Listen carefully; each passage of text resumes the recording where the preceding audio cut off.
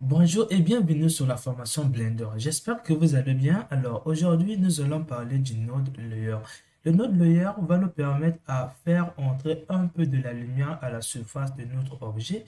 Donc à l'intérieur de notre objet, il va faire entrer un peu de la lumière. Alors, nous allons créer un nouveau projet pour vous expliquer ce node. Donc, une fois que vous êtes ici, nous allons pas utiliser un cube parce qu'on aura des problèmes de visualisation. Donc, on va le supprimer. On va prendre la sphère. Alors, une fois que nous avions notre sphère ici, nous allons d'abord le lisser. Donc, avant de le lisser, on va ajouter un autre objet. Donc, on va ajouter un plan. Alors, une fois qu'on a ajouté un autre plan qui est là, vous allez venir dans les modifiers, prendre le subdivise. Et une fois que vous avez pris, j'ai confondu l'objet. Donc, je vais cliquer sur la sphère et je viens ici, je prends le subdivise. Et je vais augmenter la valeur même à 2. Vous pouvez arrêter. Alors, vous allez faire quelques doigts et là, Shift Smooth. Et maintenant, vous allez passer en rendu et vous allez passer aussi en shader ici. Une fois que vous êtes ici, vous passez encore en rendu et vous allez cliquer sur New pour créer notre shader. Vous allez venir ici dans le input, vous prenez le node qui s'appelle bien le layer. Alors, une fois que vous avez pris, là, on a le node layer. Avant de le faire, je vais ajouter aussi un node qui est vraiment similaire, qui s'appelle le Fresnel. Alors, les deux nodes sont quasiment pareils, sont vraiment identiques lorsque vous le voyez comme ça.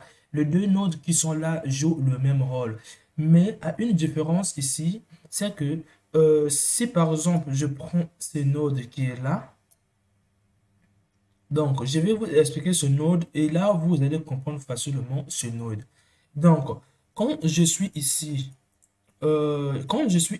lorsque j'augmente la valeur, vous voyez bien, bien la surface de notre objet qui devient blanc.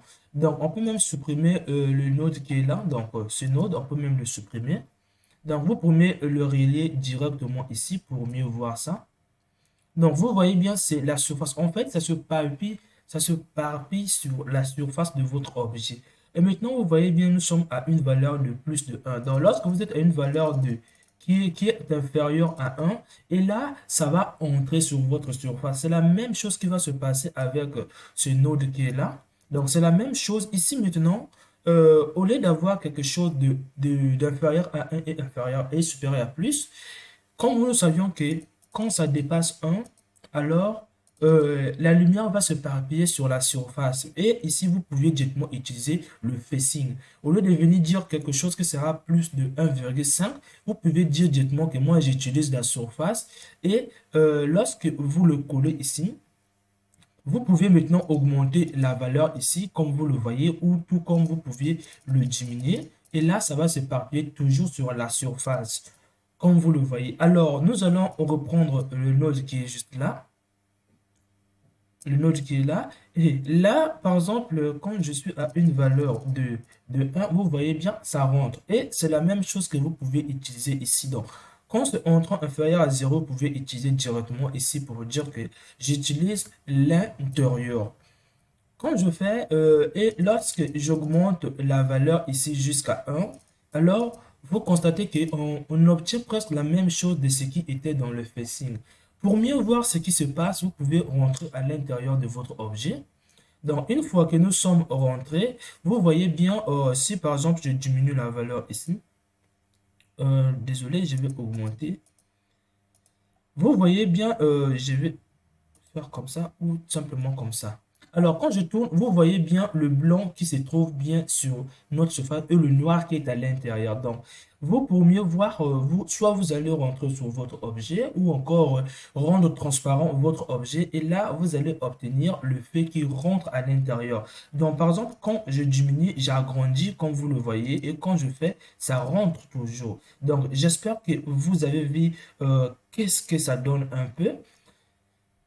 Alors, une fois que vous avez vu les effets, parfois vous aurez besoin de colorer les différentes couleurs. Donc, si par exemple, je prends juste le facing ici, je mets ici, j'utilise la surface. Si je vais colorer le point noir en une autre couleur et le point blanc en une autre couleur, ici, je vais supprimer ce node qui est là. Alors là, il va falloir que vous ajoutez d'abord un shader, sinon le color ne va pas marcher. Donc, pour cela, je vais prendre juste quelque chose qui disperse de la lumière. Donc, je vais prendre le diffuse et je dépose juste là. Et là, je n'aurai plus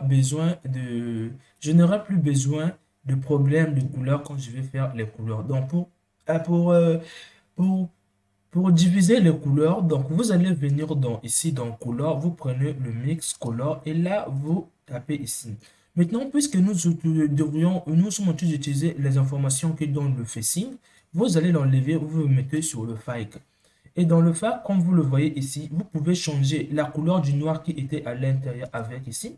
Donc moi, je peux mettre, au lieu du noir, je mets le bleu à l'intérieur. Et à l'extérieur, ici, je peux mettre la couleur, par exemple, la couleur jaune, comme vous le voyez ici. Alors, vous avez aussi la possibilité d'ajouter des textures à l'intérieur et à l'extérieur. Donc, vous pouvez venir ici, prendre, par exemple, je vais prendre le texture Wave ici. Je mets ça, par exemple, à l'intérieur ici. Donc, des lignes à l'intérieur. Comme vous le voyez, ça va s'appliquer à l'intérieur. Et je peux mettre à l'extérieur une autre texture ici. Par exemple, dans, dans texture ici, je peux prendre juste le noise ou encore justement le Moscrave. Vous pouvez prendre aussi le Moscrave ici. Alors, je vais colorer ici le noise ici. Euh, et là, vous allez obtenir quelque chose qui a du bruit sur le bordure et quelque chose qui est vraiment des alignements sera très clair sur le bordure. J'espère que vous avez vu. Vous pouvez soit augmenter votre flou, comme vous le voyez ici, pour simplement voir le bruit que vous voyez ici, le noise, et tout comme vous pouvez diminuer ici pour simplement voir des lignes. Donc, j'espère que vous avez compris ceci. Donc, vous pouvez rester juste à 0,5 pour équilibrer les choses.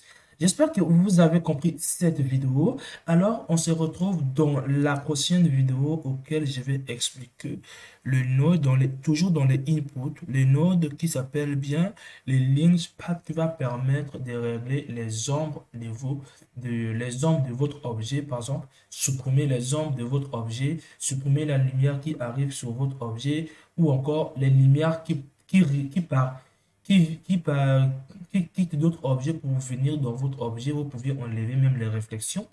J'espère que vous avez compris cette vidéo. On se retrouve juste par la suite.